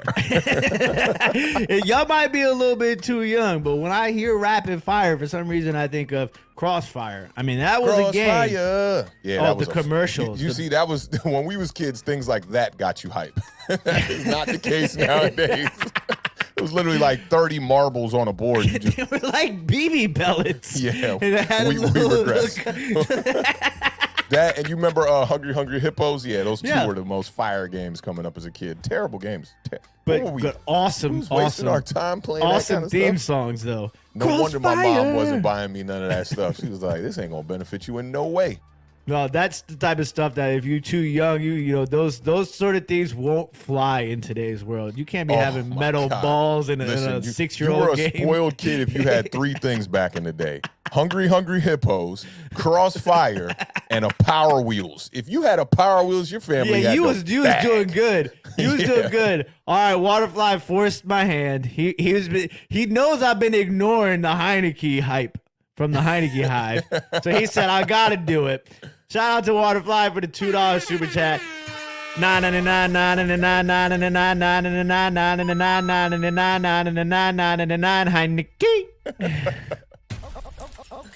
No, it's not okay. Yeah, we really haven't had many of these Heinekes in a long time, and I know you. I ain't gonna say you hate Heineke, but yeah, you're favoring the new quarterback for sure. So I was informed by Tudo that it is not high five Italy. It is a salute. Salute Italy. From Italy. Yes. High fives are gone. I don't know. High Tudo. fives are gone for now. We have to rearrange it. Shout out Tudo. What's up, man? All right, it's time, ladies and gentlemen. Pull out your crossfire boards and get ready for rapid fire. First game on the slate is going to be the Seattle Seahawks, who are 1-2. Shout out to the graphics department. They're headed to Motown to face the Detroit Lions, who are 1-2. The Lions, despite all the injuries, as of this morning, were 3.5-point favorites. The over-under is 47.5. Kickoff is at 1:00 p.m. Eastern Standard Time. Awthentik, tell me what you got. Simple. Give me the Lions to win this game. Give me the Lions to cover. I'm gonna take the under in this one. Without DeAndre Swift, that offense is going to move a little strange. No, Amon-Ra St. Brown. It should move a little strange, but I still think they'll get the victory, and I think they'll cover the spread as well. I'm right there with you. I think we're just going to see a big Jamal Williams game here. But definitely keep your eye out for Rashad Penny in that 100-plus yard game and possibly 2 touchdowns on the ground. Geno Smith might be a sleepy DraftKings play as well, but I am going to take the Detroit Lions minus 3.5. I'm also going to take the under 47.5. The next game on the slate is the return of the Zach. Not return of the Mac, but he might be return of the Mac because, but we'll leave that for another episode. Zach Wilson is back. The Jets are 1-2. They are headed to Steel Town to face the Steelers, who are 1-2. The Steelers are 3.5-point favorites. The over-under is 41.5. Kickoff is at 1:00 p.m. Eastern Standard Time. Listen, I like the Jets. I don't know how I could pick the New York Jets to beat the Steelers in Pittsburgh, but I think this might be the straw that breaks the Trubisky back. I'm going to take the New York Jets to win this game. I'm going to take the under 41.5. I actually think Zach Wilson coming into the lineup is going to make this Jets offense regress a tad bit. They had the veteran Joe Flacco out there doing some things, man. I like the Steelers in this game. I think the Jets will cover, but I like the Steelers in this game. And 41.5, I think we'll make it there. I'll take the over. Interesting.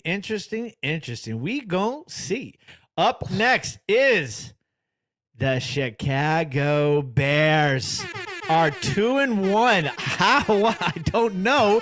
They're heading to New York to face Awthentic's New York Football. You said the Chicago Bears Giants. are 2-1? They are 2-1. Spike don't care. The New York Giants are 3-point favorites. The over-under is a underwhelming 39 points. Weather could be a factor. Kickoff is at 1:00 p.m. Eastern Standard Time. Authentic.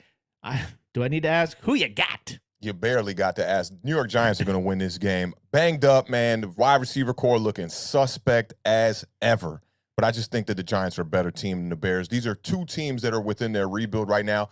I heard yesterday that the Bears have 30 new players replaced on their roster from the 2021 roster. So they're definitely trying to bring in new faces to try to, emphasize the speed of this rebuild for the Bears. I think they're a little bit ahead of the curve, but they're not as good of a team as the Giants are right now. I think we had some better pieces. No Leonard Williams in this game. No Kadarius Toney. That's going to be tough. We cannot allow them to run up and down the field on us like the Cowboys did last week.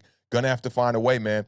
Boomer Esiason was talking about a couple of players that were out on the field that he don't even know who these jokers are, especially on our defense. So we got Jalen Smith, who's going to be moving into that linebacker position today. I hope he can do some things and slow down that run. I got the Giants winning this one, man. I'm going to take the over, and I got the Giants covering. I think the Giants win. I think the Giants cover, but I think we go just under. I think it's a 21-17 sort of victory for the New York Giants. I need Daniel Jones to show up today, man. I want that elevated play today.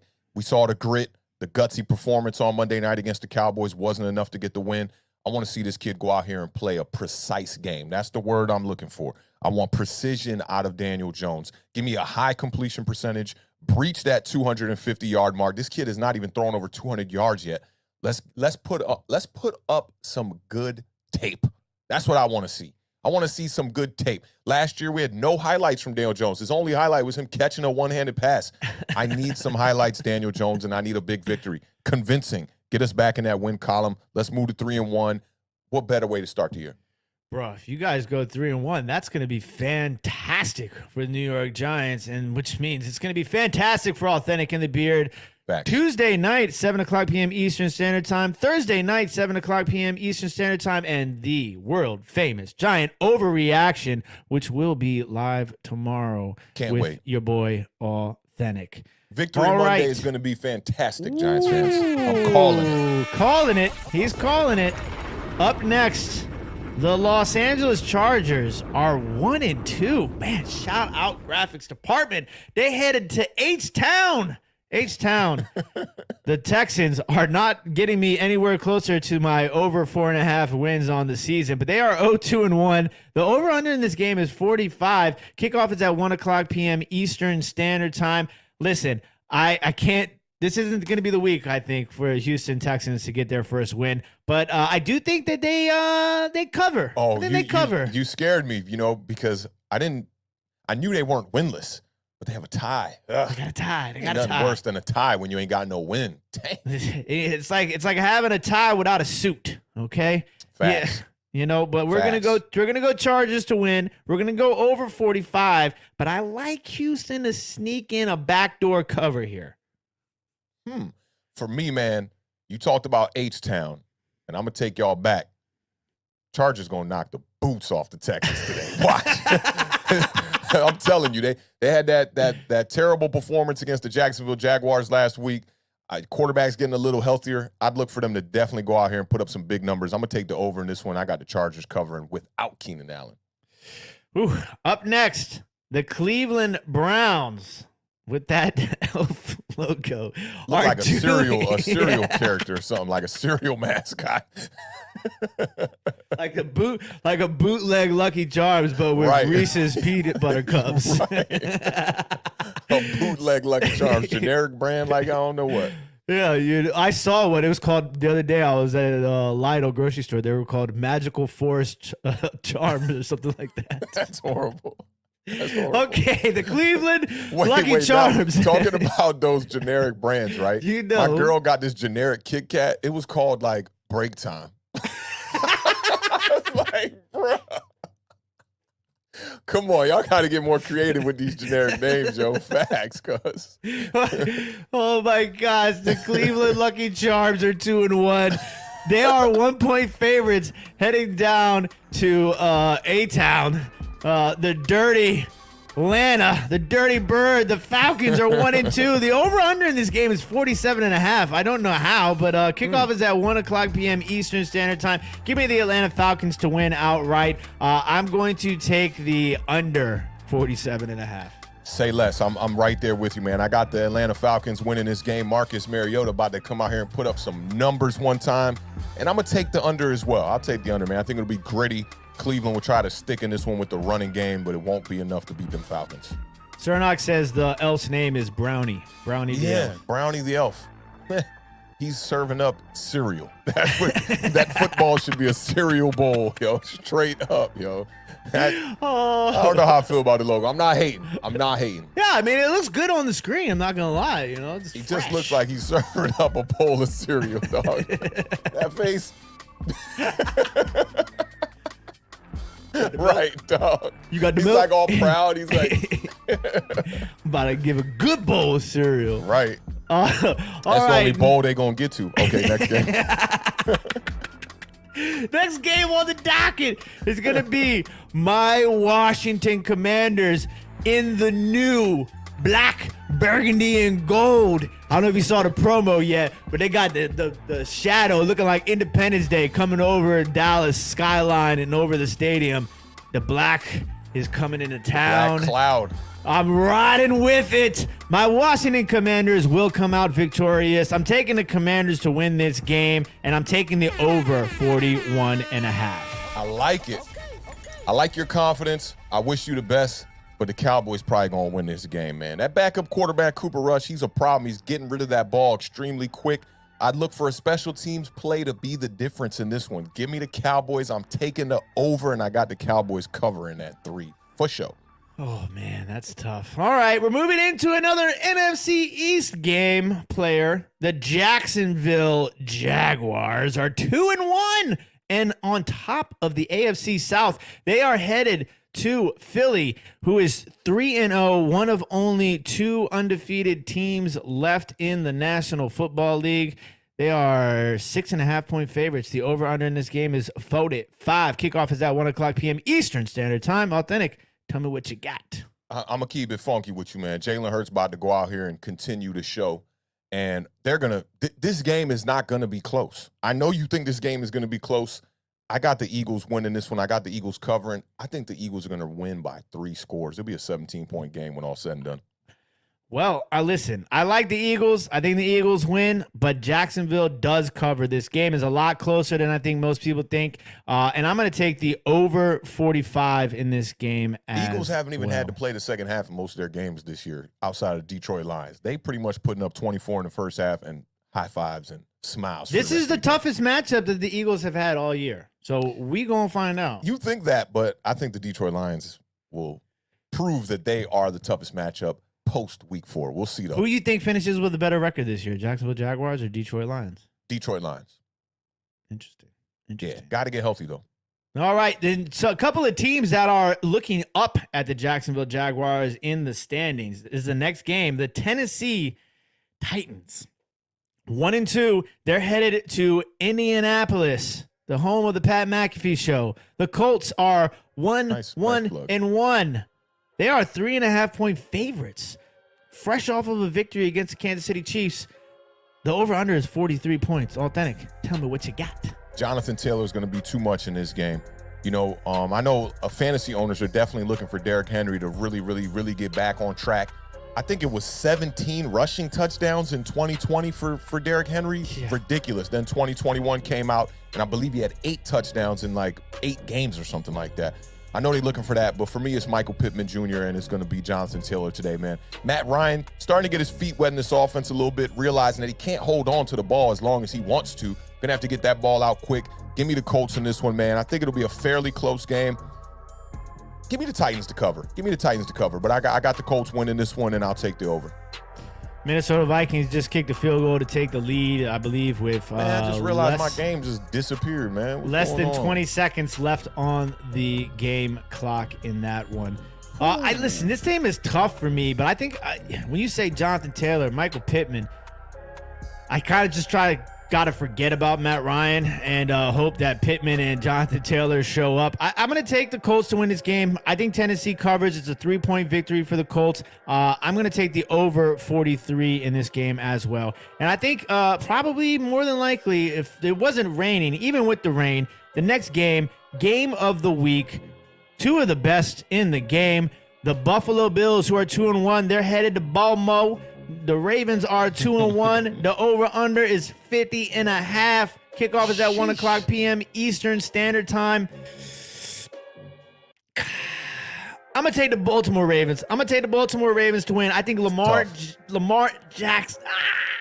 It's tough.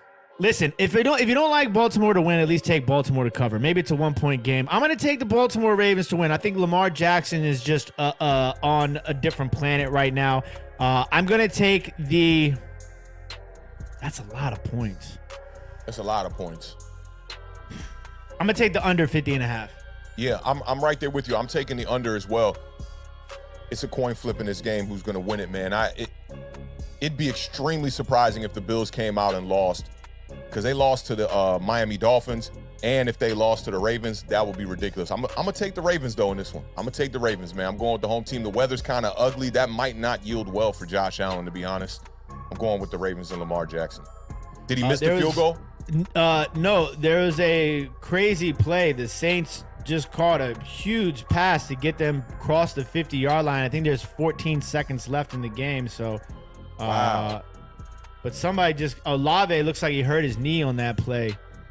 So I'm waiting to see what happens next. So we're going to move into the 4 o'clock game slots. We're going to try and get you guys out of here. The Arizona Cardinals are 1-2. They're headed to Carolina, who's also 1-2. And Carolina is favored by 1 point. The over-under in this game is 43.5. Listen, give me the Cardinals all day against Carolina as underdogs. And I think we get over that 43.5 also. I don't understand how Carolina's favored in this game. It really makes no sense. If they weren't favored, I kind of want to pick them for an upset. I'm going to go with the Carolina Panthers in this one, man. I think they'll rely on the run. Kyler Murray will do enough to keep this game close, but I'm going to take the Panthers in this one to cover, and I'll take the over as well. I think Baker Mayfield's kind of getting a little bit more accustomed to that offense, and I think that the interview with DJ Moore is going to put a lot of pressure on that Panthers offense to go out there and put up some points. Up next, you want to talk about pressure. AFC West matchup. The Denver Broncos are 2-1. They're headed to Vegas. The Raiders are the only winless team in the National Football League. They're 2.5-point favorites. The over-under is 45. Kickoff is at 4:25. I think Vegas comes out on top. Vegas comes out on top in a must-win situation. I'm going to take the over. I'm going to take the over 45. I like that. You know, on paper, I want to pick the Broncos. The Broncos are starting to get into, Russell Wilson cooking kind of form. Seems like he's going off script a little bit. I just think the Raiders are going to come out in this game desperate, man. So I got to take the Raiders in this one. I'll take that over 45. But, yeah, I think that Derek Carr and Devontae Adams get it clicking today. It's a must-win for them. Absolute must-win. It really is. Moving into the next game, no Mac Jones. New England Patriots are 1-2. They are headed to Green Bay, who is 2-1. Green Bay Packers are 9.5-point favorites, the largest spread on the slate today. The over/under is 40 points. Give me the Packers. Give me the Packers to cover 9.5. I think we go under 40. I like that. I like the Packers to cover. This 9.5 just seems outrageous in the NFL, but Patriots, man, struggling to score points, man. I don't know where the productivity is going to come from. Packers seem to always start off slow. I looked at Aaron Rodgers' statistics the past couple of years and how many touchdowns he had when entering about week 3. He's always started off slow and told people, relax. So I think the Packers are going to get on track here. And, yeah, I like them to cover that 9.5. And then, yeah, I'll take the over. I think they score about a good 28 in this game. The kick is up. The kick is, it hit the crossbar and bounced out. Oh my gosh. God. The Minnesota Vikings win 28-25 in London. Oh my goodness. It looked like it was good, and then it just said donk and did not bounce over the bar. That's a good game to be in London. That's a good game. Man. Yeah. That's a good finish, man. The fans deserve that. Wow. Andy Dalton almost drove it to overtime. Almost, man. Andy Dalton's a good little serviceable backup, man. He's proved that. His last game with Chicago, he had over 300 passing yards. I was like, what? In Chicago? Like, that don't make no sense. But unfortunate, man, they take an L there, man. The Vikings, I had the Vikings winning that division early on this year, man, and they've been kind of in struggle mode. I'm kind of pumping the brakes on that. It hit the side crossbar first and then hit the bottom crossbar. Ooh. Oh, man, that's crazy. All right, we got another matchup of juggernauts. The Kansas City Chiefs are 2-1. They're headed to Tampa Bay, who's also 2-1. Tampa Bay is a 1-point favorite. Over/under is 46 points. This one's tough. It looks like Tom Brady's going to have all of his weapons back. I think Tampa Bay is going to have all of his weapons back. Yep. I still don't think it's enough.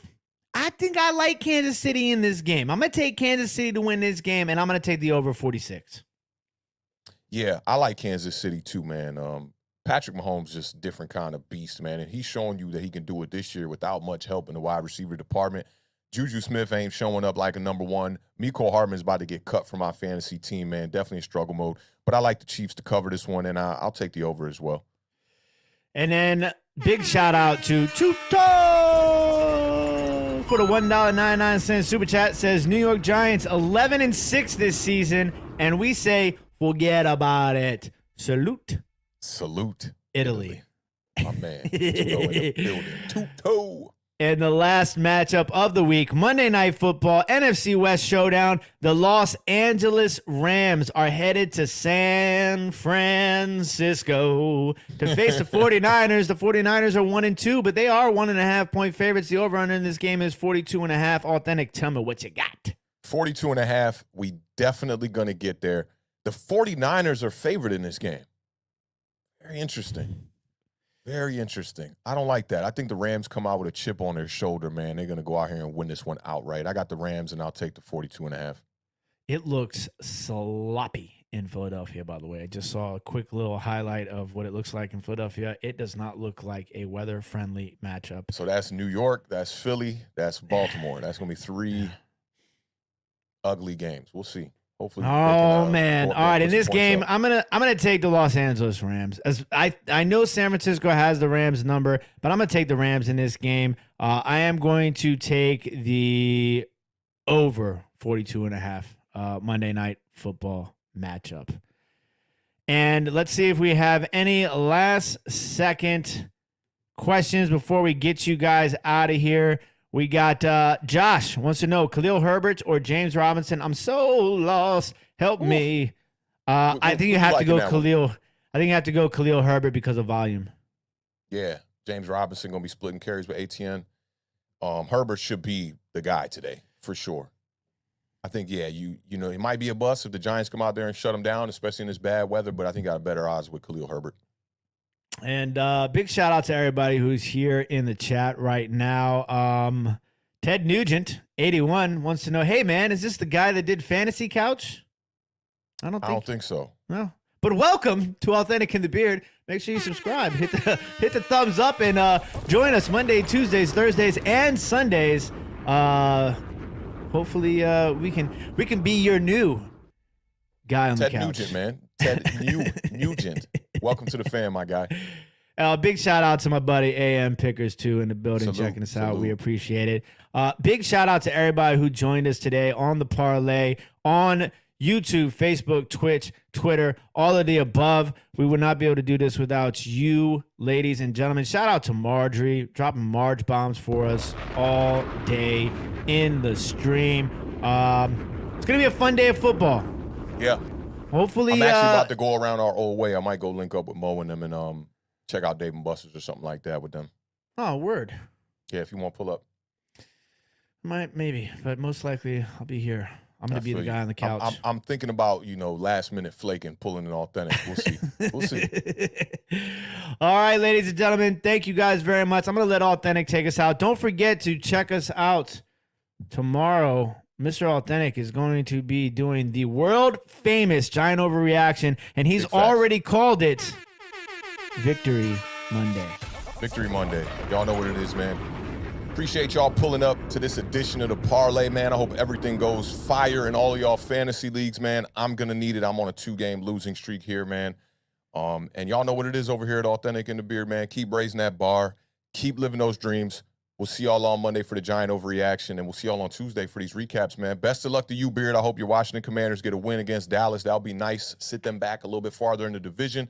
And to everybody out there who's not a fan of an NFC East team, as long as you're not playing my squad, I hope you get the W today as well. Y'all be good, man. It's going to be a great 1 o'clock slate of games, man. Get to it. I'm about to get in this car and do the same, man. So y'all be good. We'll catch y'all on Monday for the overreaction at 1 p.m., man. Salute. Peace.